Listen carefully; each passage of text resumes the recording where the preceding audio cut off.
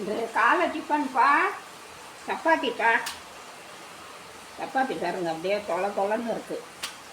கருவேப்பிலை கொத்தமல்லி எல்லாம் போட்டிருக்கேன். அதுக்கு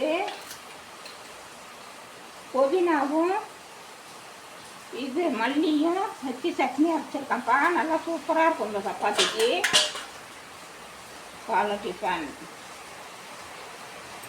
இதான் காலை டிஃபன்ப்பா.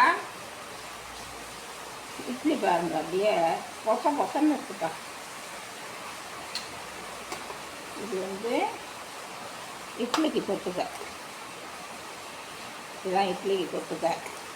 இதான்ப்பா காலை டிஃபனு. நல்லா சப்பாத்தி சூடாக இருக்குது. இங்கே நல்லா மழை பெய்யுது.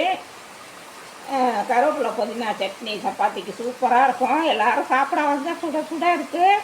இந்த வீடியோ பிடிச்சிருந்தால் லைக் பண்ணுங்கள், ஷேர் பண்ணுங்கள், சப்ஸ்கிரைப் பண்ணுங்கப்பா. தேங்க்யூ.